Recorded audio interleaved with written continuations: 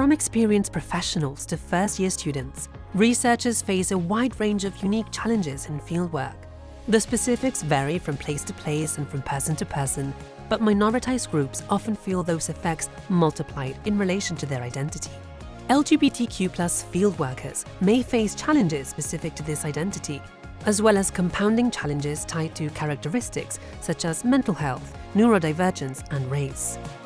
A series of focus groups led by researchers at the University of Leeds highlights some of the key challenges currently faced by both LGBTQ+ researchers and their allies in conducting fieldwork. Sometimes people just won't do fieldwork in a place at all because they don't feel they will be safe there. LGBTQ+ researchers highlight barriers that exist even before a project begins.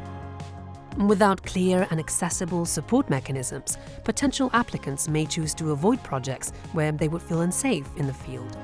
And LGBTQ+ field project designers may choose to avoid studying certain locations. We already have this problem where students will take themselves out of the positions where they might undertake field training. The fear over their toilet needs is one of the big barriers. I think we've got a siloing effect of who ends up going to do field-based research that starts quite early on in the education system. For those LGBTQ+ researchers who do undertake fieldwork, it is often done so with at least some level of accepted additional cost, both to their ability to present authentically and to their ongoing mental health. I had to go back in the closet after recently coming out as non-binary before going on my fieldwork. How you dress is partly a safety thing, but it can also be part of being culturally respectful. And for me, there were times I had to dress a certain way. It was almost at the cost of doing fieldwork. But then I said to one of my friends that I found the way I was having to dress quite frustrating, and she laughed because she thought it was a stylistic thing. She misperceived it as me wanting to dress in a way that I would in the UK. That really wasn't the point I was trying to make.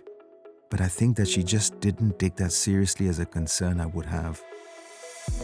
LGBTQ+ researchers highlight that suitable support systems and guidance materials are often entirely missing or lack sufficient visibility and signposting.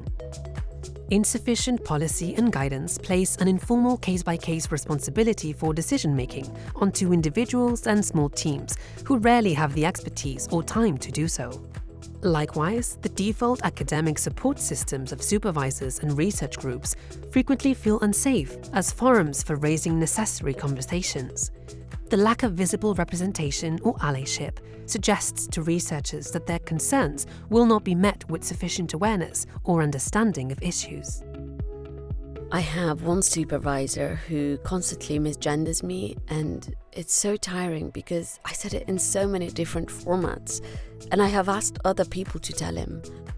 Sometimes I talk with my supervisor and he just treats it as a story, because I don't think he has the same feeling, because he's straight.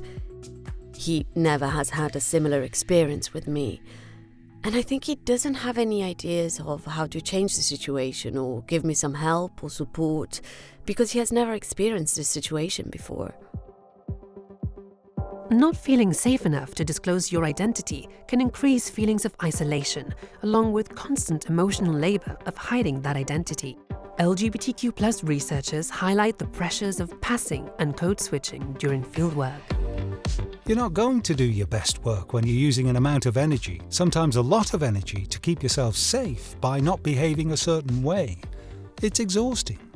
Even just explaining that passing is hard or someone making comments about your relationships, which might be offhand, can be a bit difficult.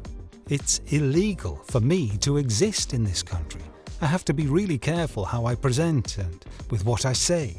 Whether you choose to go into that situation, whether you keep it to yourself, or whether you have to miss out on an opportunity because it's just not worth it.